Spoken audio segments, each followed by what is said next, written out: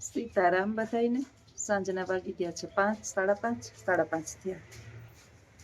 કામ કરી નવરી બેહી ગઈ અને બેન જસોદાબેન કહેતા હતા કે લખવું આવે તો વિડીયો મજા આવે. લખવું છે ને નવરો જ ન હોય. બહુ હું ફોન કરું ને કે મારે કામકાજ છે ને નવીને હાલશે જ નહીં, અમુક વસ્તુ દેવા લેવાની હોય કે અહીંથી લઈ જવાની હોય તો જ આવે, ને ક્યાંક બહાર ફરવા ગયા હોય તો આવે, ને પછી એને ધંધા સંભાળીને બેઠા હોય. એટલે એનું ઘર ને મારું ઘર છે ને 7-8 કિલોમીટરની દૂરી પર થાય. સ્પેશિયલ ધક્કો ખાય ને તો જ એને પોહાય. ઉપર આવી ને તો વિચાર આવ્યો કે વિડીયો બનાવી લઉં. મિત્ર એવો શોધવો કે ઢાલ સરીખો હોય, સુખમાં પાછળ પડી રહે અને દુઃખમાં આગળ હોય. ઘણી વખત જે છે ને આપણે મિત્ર, દુનિયાની અંદર બધા જ સંબંધ જે છે એ ઈશ્વરે આપને લગભગ આપેલા છે. માતા પિતા, કાકા બાપા, મામા મોસાળ, ભાઈ બહેન, આપણે દીકરી હોય ને સાસરામાં બધા સંબંધ આપણા પરમેનન્ટ આપણે મળેલા છે. એમાં આપણું કાંઈ હાયલું જ નથી. હવે એક સંબંધ જે છે એ એવો સંબંધ છે જે મિત્રતાનો છે. એ આપણી રીતે આપણે શોધવાનો છે. અને પહેલાના સમયમાં તો જે અમારા સમયની આપણે જે બધી વાતો કરીએ એ આપણા સગપણો જે છે એ પણ માતા પિતાની પરવાનગીથી થતા, ખાનદાન જોઈ અને સગપણો વધારે પડતા થતા. અત્યારે એક સારામાં સારી બાબત છે કે માતા પિતા એના સંતાનોનું વિચારે છે કે બાળકોની પરમિશન હોય. એના બાબત સારામાં સારી છે કે ભવિષ્યની અંદર 4 જિંદગી ના બગડે. જો માતા પિતા જે આ વિચારે છે ને એ કોઈ ખરાબ બાબત નથી. અત્યારે તો હું એવું સાંભળું છું કે માતા પિતા છોકરાને બગાડે છે. બગાડતા નથી, બહુ જ એના માટે સારું છે. નાત સમાજને વળગી અને આપણે આપણા જે સંતાનોનું ભવિષ્ય ને બગાડી નાખીએ છીએ. એક તો વસ્તુ એણે જીવનની અંદર એના ઈચ્છાથી એણે નક્કી કરી છે ને એ આપણે એ વસ્તુ એને પૂરી ના કરી શકીએ. અત્યાર સુધી આપણે સરસ મજાનું એને રજવાડા જેવું જીવન આપ્યું હોય અને એનું ભવિષ્ય એને કાઢવાનું છે જેની સાથે એની પરમિશનથી ન થાય, એટલે બાળક નાસીપાસ થાય, ભાંગી જાય અને પછી 4 જિંદગી બગડે.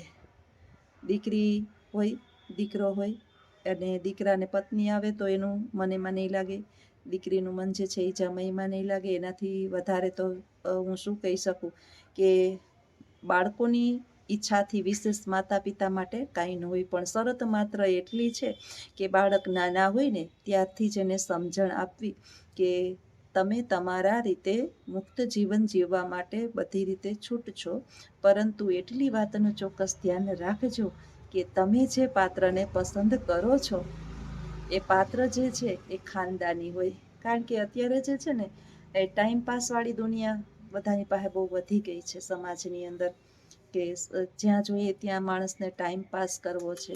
આખો દિવસ મેં જોયું છે કે હમણાં જ એક ઘટના મેં ઇન્સ્ટાગ્રામની અંદર હું વિડીયો જોતી હતી કે ઇન્સ્ટાગ્રામની અંદરથી સંબંધ બંધાણા. જો કે આ ઇન્સ્ટાગ્રામ હું હમણાં યુઝ કરું છું ઇન્સ્ટાગ્રામ, અને મીનાબેન ખાસ તમારા માટે આજે મેં એ ડિલીટ કરી નાખ્યું કારણ કે એ કોઈ એવો એટેન્સ નહોતો, પણ એના માટે મેં કીધું હતું કે પપ્પાની પરીઓ કે વૃદ્ધાશ્રમના જો દરેક દીકરીઓ પાપાની પરીઓ જ આપણે બધી કહેવાય, દરેક દીકરીઓ એવું સ્વીકારી લઈએ કે દીકરા દીકરીઓનું નથી. પણ સમાજ છે ને વધારે પડતો હું તો એમ કહું છું કે દીકરાઓથી ચાલે છે ને દીકરીઓથી ચાલે છે. અત્યારે દીકરી ઘર બદલાવતી હોય છે અને એ એના માતા પિતા સાસુ સસરા ચારેયમાં સમાનતા કેળવી લે ને તો આખા વિશ્વની અંદર વૃદ્ધાશ્રમ ના રહે. મારી વાત કરું ને તો મેં કોઈ દિવસ આવા ભેદભાવ નહોતા કર્યા. પછી એમાં આપણી માં હોય કે સાસુ હોય આપણા માટે બે સરખા. મારો કહેવાનો એટેન્સ એ હતો, પણ પછી છતાંય મને એવું થયું કે ના હાલો હું ડિલીટ જ કરી નાખું. કોઈના હૃદયને ઠેસ પહોંચે એવી મારો કોઈ એટેન્સ જ ના હોય. એક વખત જે છે ને મેં આવો જ કંઈક વિડીયો મૂક્યો હતો અને એ વિડીયો બહુ એવો ઉપડો કે લગભગ એક વિડીયાની અંદર મને 10,000 જેટલા સબસ્ક્રાઈબર મળ્યા.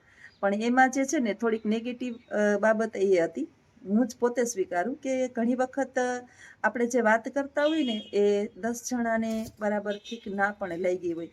એવું નથી કે દુનિયામાં બધાને, પણ મારો ઈરાદો એવો કોઈ દિવસ નહીં હોય. પણ એક વાત 100% હું જ્યાં સુધી માનું છું ત્યાં સુધી જે છે એ આપણે જો બધાય જાણીએ છીએ કે દીકરો જે છે ને એ જ્યારે પરણે એટલે એને 4 માવતર થઈ જાય, માતા પિતા અને સાસુ સસરા. જેટલા એના માતા પિતાને માનપાનથી રાખે એટલું જ માનપાન એનું સાસુ સસરાનું જાળવું એ દીકરાની માએ એને સંસ્કાર આપવા જોઈએ. મારા 2 દીકરા જે છે, કોઈ દિવસ મેં એક પણ પ્રકારની એના સાસુ સસરા વિશે કોઈ પણ પ્રકારની બાંધછોડ કે તું આમ કે તારા પરિવાર આમ કે કોઈ દિવસ નહીં. આપણે કોઈક જરા કંઈ દિલને તકલીફ પહોંચાડે તો આપણે ન ગમે એમ આપણા દીકરો જે છે એના માતા પિતા વિશે એક પણ અવળું શબ્દ બોલે એ મારા ઘરની અંદર તો કાયદો જ નથી. એટલે કદાચ મારી દ્રષ્ટિએ આપણે એમ થાય છે કે વધારે પડતું જે છે ને અત્યારે વિભક્ત કુટુંબ બનતા આવે છે. પણ ખાસ કે કહેવાની વાત તો આજે એ હતી વધારે કે દીકરા દીકરીઓની એટલી તો છૂટ આપણે આપીએ કે એનું મનપસંદ પાત્ર એની રીતે પસંદ કરી શકે, અને જેથી કરી અને આજીવન જે છે ને એ અફસોસ ન કરે કે મને મારા ઈચ્છા પ્રમાણેનું પાત્ર સાથે હું લગ્ન ના કરી શકી. આપણો સમય ગયો. એ સમયમાં આપણા સમયમાં એવું હતું જ નહીં. જોવા આવતા કદાચ, અને ક્યારેક તો જોવાય ના આવતા, અને પહેલાં તો એમનેમ જ થતા, અને સદાય આપણા સંબંધ સારી રીતે વ્યવસ્થિત ટીકા, કારણ કે આપણે જે છે ને એ સમયમાં સોશિયલ મીડિયા સાથે જોડાયેલા નહોતા. અને હું તમને વાત કરતી હતી ઇન્સ્ટાગ્રામની, કે એક બેન જે છે એ કાલ વિડીયોની અંદર બહુ જ રોતી હતી. ઇન્સ્ટાગ્રામમાંથી સંબંધ થયા અને પછી ભેગા રહેતા હતા, અને પછી છોકરો મારતો ને બ્લેકમેલ કરતો ને. સોશિયલ મીડિયા દ્વારા સંબંધ થાય એનો કંઈ વાંધો નથી, આપણે નજીક આવીએ એનોય કોઈ વાંધો નથી, પરંતુ કમસે કમ એક દીકરી તરીકે અને એક દીકરા તરીકે બેય પહેલાં તો જે છે ને 100% પણ કેવું છે ને એની માહિતી તો મેળવી જ લેવી જોઈએ. હવે આપણે એટલા સાવ નાના ન હોય કે સોશિયલ મીડિયાને ભરોસે બધું આપણું જીવન જે છે એ જોખમની અંદર મૂકી દઈએ. સોશિયલ મીડિયા સારું છે ને એટલું જ સામે ખરાબ પણ છે. માણસ કોણ કેનો ઉપયોગ કરે છે. વિડીયોની અંદર મેં કોમેડી વિડીયો મૂક્યો હતો ઇન્સ્ટાગ્રામની અંદર કે બહેનોના વિડીયા ભાઈઓ વાપરતા હોય, ભાઈઓના વિડીયા બહેનો વાપરતી હોય, ખોટી આઈડીઓ બનાવતા હોય અને ખોટા ચેટ થતા હોય. પોતાની ઉંમર 70-80 વર્ષની. હું જો દરેક વિડીયાની અંદર મારી ઉંમર બતાવતી હોય છું કે મારે આટલી ઉંમર છે, આટલી ઉંમર છે. ભાઈ ઉંમર અને મોઢું જે છે ને એ આપણું છુપાય નહીં કોઈ દિવસ. તમે ગમે એટલો વિડીયાની અંદર જે છે એ અત્યારે સિસ્ટમ આવે છે કે મેકઅપ કરીને, હું મારા વિડીયા બધા સાદા જ બનાવું છું. ઇન્સ્ટાગ્રામની અંદર તો એ સિસ્ટમ જ છે, અને મારા મોબાઈલની અંદર એ પણ ઈશ્વરે જેવા આપ્યા છે એવા હારા જ છીએ. એટલે આવા બીજા જ પોતાના પોસ્ટર ચિત્ર મૂકી અને લોભામણા આવા ચિત્રો મૂકી અને આપણે છેતરાઈ જતા હોઈએ છીએ. તો આ બાબતનું પણ બાળકોએ ધ્યાન રાખી અને પછી પોતાના જીવનસાથીને પસંદ કરીએ તો લગભગ વાંધો આવે નહીં. એટલે આવું છે ભાઈ. બાકી તો ઘણી વખત જે છે એક